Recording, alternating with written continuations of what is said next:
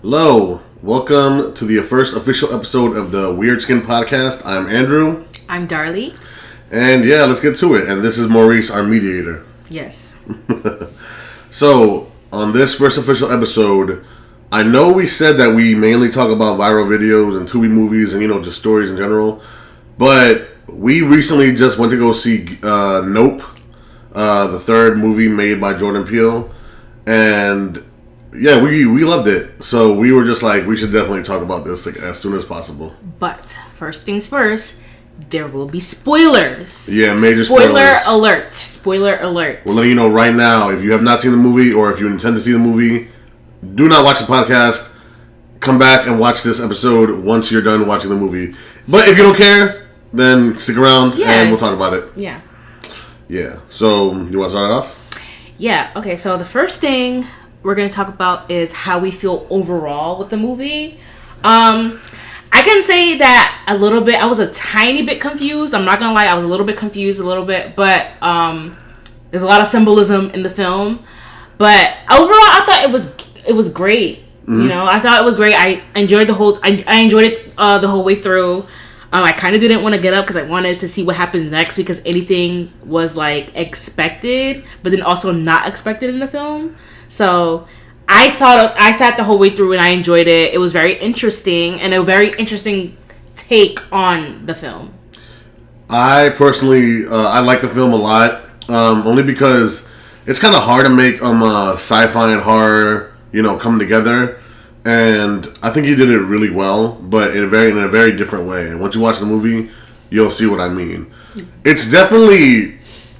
This is one of his least scariest movies. Mm-hmm. I'm going to say it's more suspense than anything else. Mm-hmm. Because unlike in Get Out and, Us, there's not like a lot of fear factor. There's more like of... Unknown. Unknown, what's about to happen. And then, there's definitely plenty of jump scares, don't get me wrong. But, they're, comedic jump scares. Yeah, it's definitely, more so suspense, sci-fi, and fantasy. Yeah, kind of. Yeah, definitely. Definitely heavy on the suspense part. Yeah. I'm going to say there's this, one scene that actually genuinely scared me. Yeah. And it had nothing to do with, the actual alien. It was, a scene in the movie where a chimp basically, attacks a whole casting crew that they were making a TV show with it. Back in the 80s and 70s, I don't know why they had such a fixation of making very angry animals and very powerful animals be the main stars of TV shows. Mm-hmm. But yeah, it was basically touching on that. And it didn't really tie into the movie too crazy, just a small part. I'm still glad that he put it in there though, because I did enjoy the scene. Yeah. And I did enjoy what it represented. Yeah, I mean, I can see why, we saw other reviews on the film. We're not going to say whose review that we saw, but some people were really confused by it, and I kind of don't blame them on the confusion part. What do you think about that? I don't blame them for the confusion part. Yeah. I don't blame people for thinking about getting confused with that part, but it does have a specific meaning for the entire film, though. Well, with Jordan Peele's movies, he wants you to actually pay attention and, to give that shock factor of when you figure it out later. Yeah. So I'm not upset that people are confused because his last two movies were confusing too. If you really didn't pay attention like that, or if you weren't into psychological films or other kind of horror movies, Mm-hmm. That's what I like about him. He really hits it on the nose. I don't know. I'm biased because I love his films. Mm-hmm. I don't know. I don't want to make it to I'm just biased because I love Jordan Peele. I love his films. Even prior to him doing filming, I love his content on his comedic content as well. So love him. So it's just I'm gonna give my best unbiased review on the film. Yeah, and I doubt this movie is gonna be tied in to Get Out or Us, only because they use the same main character from Get Out in this movie. I believe. Yeah. He did. Yeah. Same main character, played completely different. I'm gonna explain the movie in a very bad way, in a very short way, right? Mm-hmm. Basically, main character and his sister, they're watching their dad's ranch, horse ranch, after he died because he got killed by the alien early in the movie. But you figured out, his dad owned horse ranch that rents out professional horses for movies, right? Mm-hmm.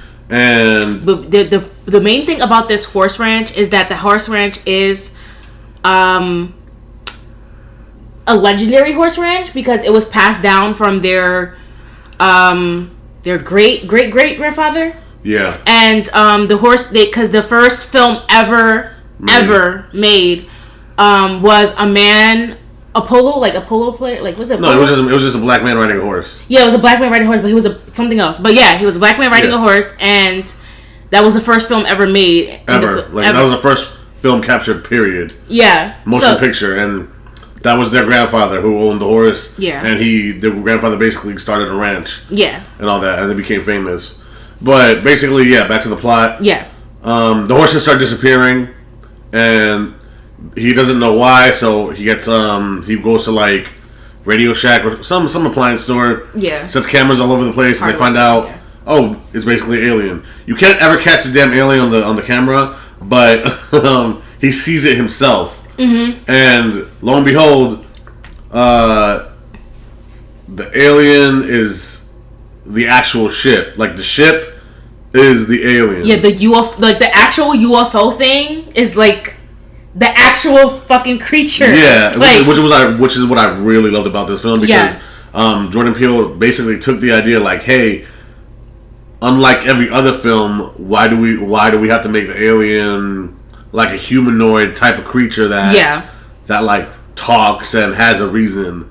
No, he actually took the basic shape and look of a UFO, and he made it the alien. Like it's the actual alien. Like it's basically an extraterrestrial creature or animal that just hides in the sky and eats whatever around his territory. So when the horses run around, he's like, okay, y'all are in my territory. Horses, humans, it doesn't matter. He literally eats them. And the way like the basic UFOs on TV suck people up, or aliens up like that, that's what he does, but he's actually swallowing them. Yes. He or she, whatever the hell you want to call it. And it, yeah. So that's what I loved about the film. And, Keke Palmer's plan is just, who's his sister, her plan is to get a picture of the alien and, like, win $100,000, I believe. I don't think there was a prize. I think they were just trying to sell it to the press. Yeah, sell it to the press for like $100,000 so they can be famous, so they can get their ranch back on track. I don't know if it was money involved. He just wanted to. I think it was money involved. Okay. And the brother's main plan was just to get him to stop eating the damn horses because you're killing my horses. Yeah. They throughout the film they do discover how to like slow it down and stop it. They realize that it was like getting slower and slower when it would eat or swallow up miscellaneous objects, metal stuff basically. Yeah, mostly metal, the giant curtain thing like they realize that the first place, right? The first thing about it is that when he first started discovering the UFO, he was trying to see how it was going to come back or not, right? That's when he realized that the UFO was disguised as a fucking cloud. Yeah, a cloud that doesn't move. It was a cloud that didn't move, and they noticed it in the surveillance cameras from the guy. Yeah. He looked at he's like, you see that shadow? It's not moving. And they're like, holy shit, it's a cloud. Yeah. Yeah, so. And the alien itself has it like messes up anything electrical. So when it does come around, anything electrical like cameras or anything like that, it dies. We're not going to explain the whole movie to you. I'm only explaining the plot because, that's, it's relevant to the podcast. Mm-hmm. And the one scene I was telling you about the ape killing everybody on the cast. The chimp was a chimp, right? It was a chimp. Chimp, yeah. The ape, chimp, doesn't matter. Yeah. Same thing. There's another actor in the movie who as a child, he was on the show with the chimp, and he was the chimp's friend, right? Mm-hmm. He watched the chimp kill everybody because like it was a scene gone wrong. It was like a balloon popped on set, and then it made like the chimp angry and just attack everyone, right? And basically, he's like a 6-year-old kid, 6-year-old child star hiding, watching, his beloved, animal castmate kill everybody. Mm-hmm. The chimp doesn't attack him because I guess they had a better relationship. But I don't think he ever recovered from that, his trauma from watching the chimp kill everybody, because when he gets older, he opens up this like amusement park not far from the horse ranch, and I think in a way he was trying to control that trauma or like get over it. Yeah, use it for good. Yeah, or I don't know, or use it for profit. Not use it for good, but use it for profit. I just feel like he wanted to take control back in some sort of way. So he actually befriended the alien before anybody else knew about it, and he was buying the horses from the ranch and feeding it to this alien. Yeah. So, and he wanted to like he puts on a whole show, tries to show everybody like, hey, we're not alone, we have aliens, but he thinks it's aliens inside the ship. He doesn't understand that the actual ship is the alien. So when he tries to like show everybody in person, this like alien gets pissed and just swallows them all up and eats them. And yeah, so it's not had nothing to do really with like the plot of the movie is really big, like, but I do like how he like try to put in like how people who don't get over certain traumas, it manifests into something bigger that can affect everybody else later. Yeah. Yeah. So people are like in the reviews are just like, what did the monkey have to do with anything? What did the ape have to do with anything? Why did you show a chimp attack people with no relevance? I mean, it kind of does have a relevance. His trauma is what's bringing this alien here and causing it to mess everything up. So you have to tie it in some way, Yeah. Also, we noticed there was something wrong early on in the film too. We noticed that in the film that they were a struggling ranch still, like with the horses and stuff. Because not a lot. If you really think about it, not a lot of movies need animals anymore. Really need horses. CGI. They use CGI or something like that so that they can, animals cruelty stuff and stuff like that. But we noticed early on something was wrong, and he knew something was wrong because he knew not to take pictures of the horse. There was a flash and the horse would go crazy. Yeah. And technically you're not supposed to stand behind a horse. Period. But yeah, you can tell like he was starting to get anxious because he's like, okay, move away, blah blah blah, stay away from the horse, blah blah blah, stuff like that. And then as soon as you take a picture, boom, the horse acts crazy. Same thing in the scene with the monkey attacking the people. Happy birthday, click, and then the ape went wild. Remember? Yeah, because the flash caused the balloon to like pop. Yeah, and then the chimp went crazy. Yeah, that's what caused the chimp to go insane. But back to what you were saying about the whole him switching it up to the UFO being the actual alien and stuff. He felt my theory is that he was trying to overcome a trauma by controlling an even more aggressive predator or animal. I don't know, for some reason, I agree with I can see your theory and I agree with your theory too, but I also think for some reason, I don't know why, there's like a whole deeper meaning to with it, because we all know that Jordan Peele's like main, the name of his company, his production company is called Monkey Paw Productions, and I feel like, I don't know if you've seen like all his interviews and stuff like that with him, like people always ask him like, oh, why don't you cast like other people as leads instead of just black people or whatever. And because it was 100 movies with everybody else. That's what I'm saying. And that's what he answered. And I feel like because most sitcoms and a lot of shows back then featured like a white cast or something like that, I feel like every show in sitcom. Yeah, like almost every show, like most of the most popular shows from the 80s and 90s were all white cast. I feel like he was trying to like dismantle that as well, like kind of like I don't know, maybe just like a little drop of that in there or something, and then majority of it is with the movie symbolism. What do you think about that? Yeah, but like in a way, let's be honest, like, okay, he hasn't even really done that in all of his movies to begin with, because in his first movie, what's the main character's name again? Why'd I forget? Well, I don't know. Okay. In Get Out? In Get Out. He starred a black man as the main character, but I forget his name. But also, like, the co-star character was a white woman, so he was sort of easing his way into it. And then you see, and then when you see in Us, he casted main black family, and white people were like mainly side characters to everything else. Yeah, supporting leads and stuff like that. Supporting leads, yeah. Just like in this movie, the main character in the movie is black. Everybody else supporting leads. So it's just like, I don't know why Hollywood is like coming at him, or critics are coming at him for like not casting a white lead, like a white lead, because bro, like, well, aren't you tired of that? Almost every horror movie out here has a leading white cast person, and it's most likely a leading white woman, especially for horror films. Yeah, and yeah.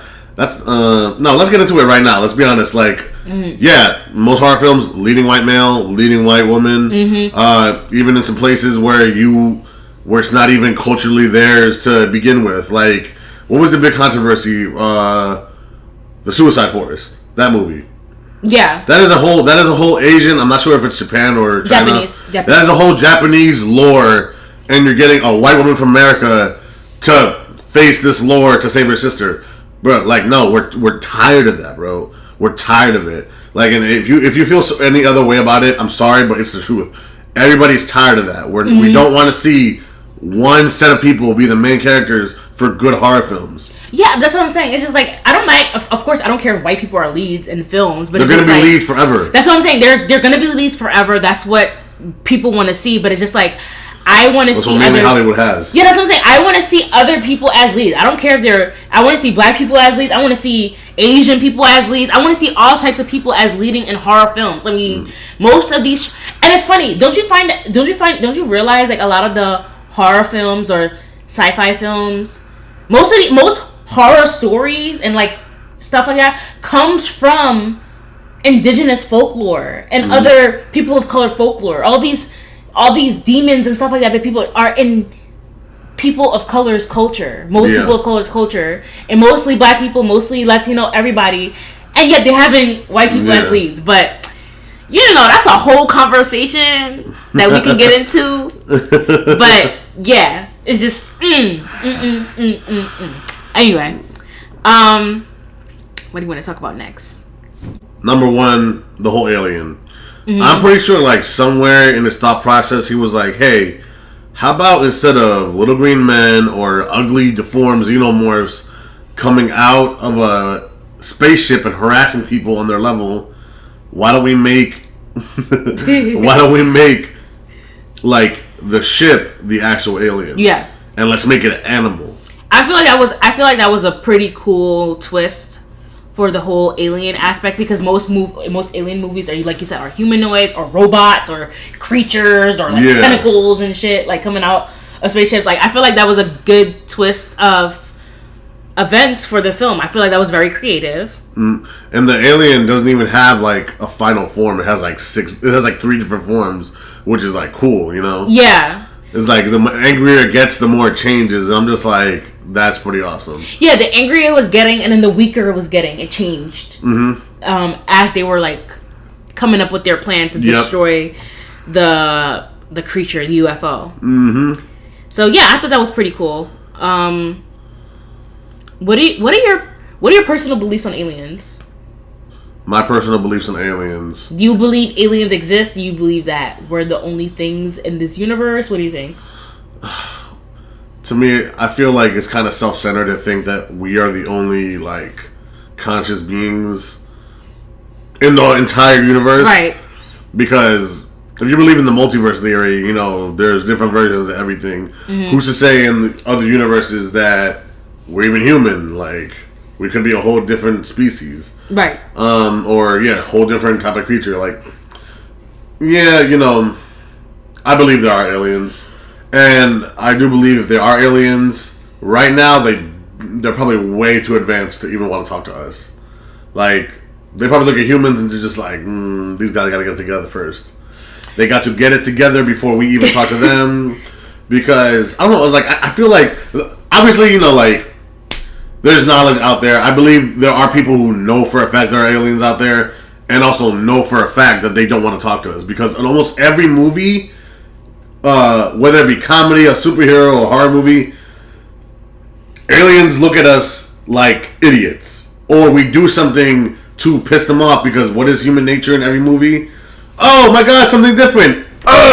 Kill it. Stay away from it. Like, we do that to our own. We do that to each other now. We do that to our own creatures now.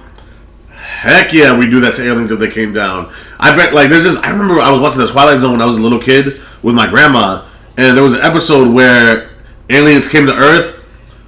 First thing humans did was, when the aliens landed, aliens came out. They started shooting the aliens, and then they found a piece of paper the aliens were holding, and it was just like, "Oh, dear humans, I hope this message reaches you in whatever language you're reading it. Of course, they happen to be English. We come in peace. We are an advanced race, and we hope to make friends with you guys, so we can help you guys advance. We have to help you out. Here's the cure for cancer. And then, of course, they happen to shoot the part of the paper that had the cure for cancer. Because humans. So, yeah. I believe in aliens. I believe aliens exist. Like you said, if it will be selfish as human beings, it's human nature to be selfish in certain things. But I feel like it will definitely be selfish of us to only think that we're the only beings and the only things that have souls and meaning and autonomy in this universe, you know. But I truly believe that aliens exist. I don't know, this, which also ties into me believing in a higher power as well. So it's just like, I feel like I just don't think that we're the only things on this earth. Like, it would make no sense to have all this space, literally all this space in the sky outside of this planet. If there's 8 other planets, like what else is out there? There's galaxies, there's Milky Ways. I mean, of course, there has to be other things. It doesn't have to be aliens per se. We like to use the term aliens, but I feel like there are definitely other beings outside of here for sure. Of course. Like, it would make no sense. It would make no sense. I'm sorry, we can't be the only planet with creatures. No, we can't. Yeah. So yeah. Anything else you want to add? No. Basically, that's it. All in all, I love what he did with the movie.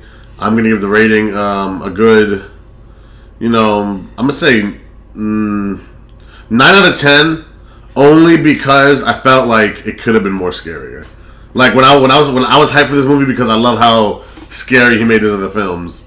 This one was just more suspense and like lingering questions than anything else. But I still loved it. I still love what he did with it. Definitely creative. Loved the whole film. What's your rating?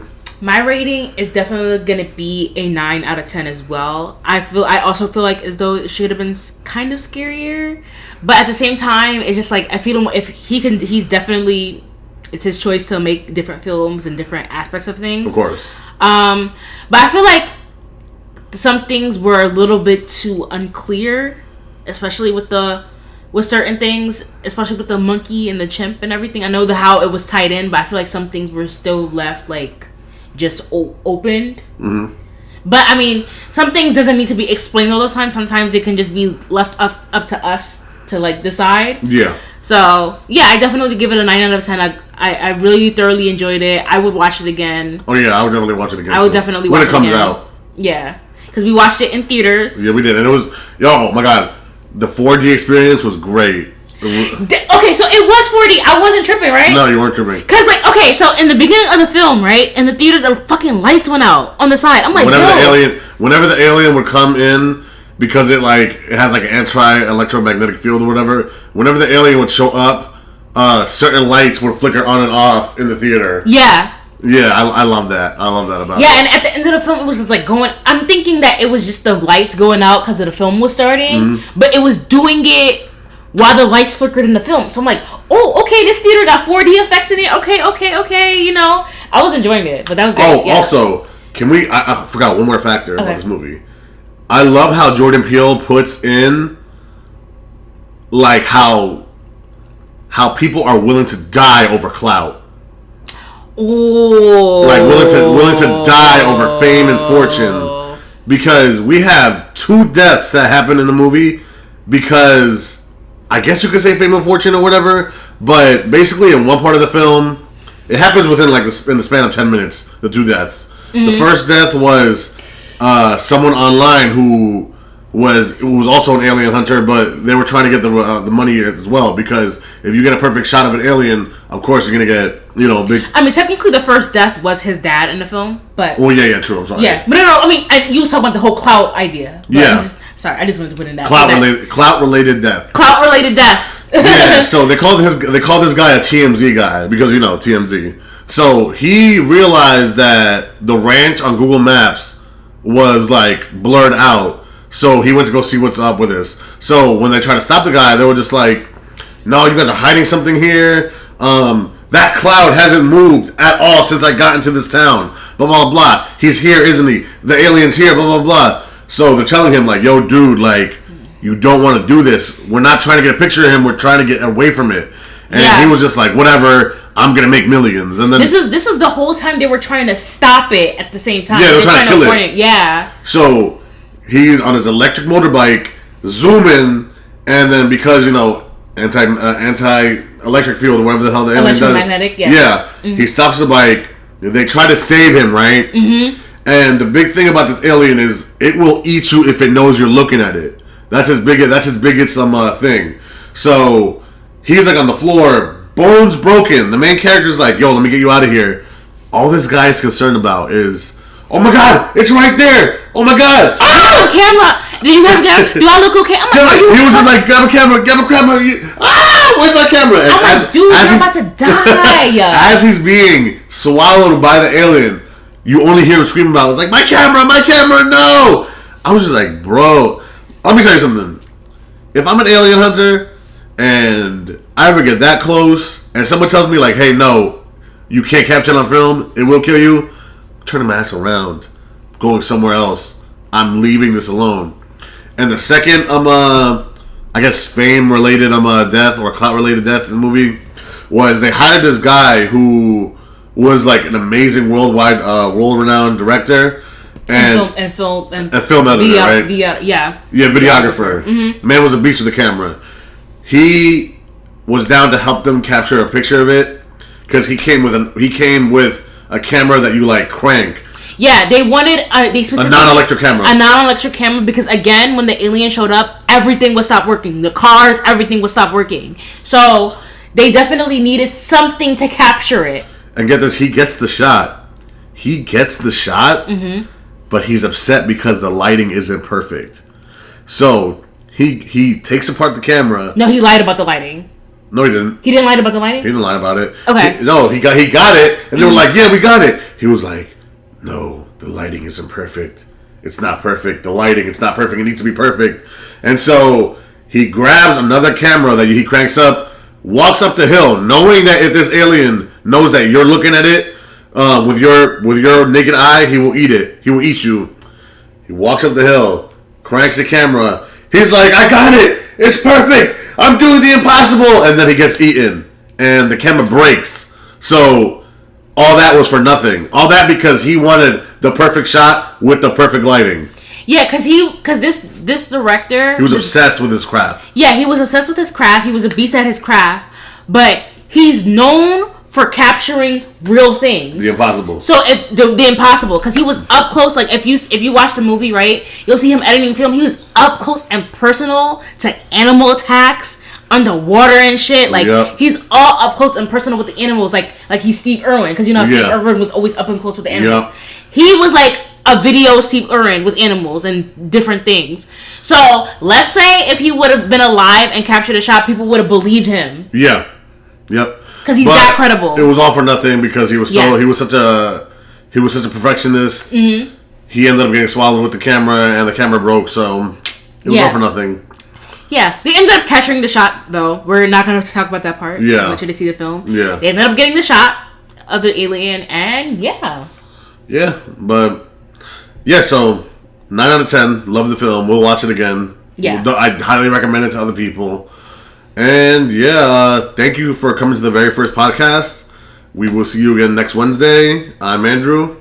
And I'm Darlie. Thank you again for watching. And this has been the Weird Skin Podcast. Good night. Good night.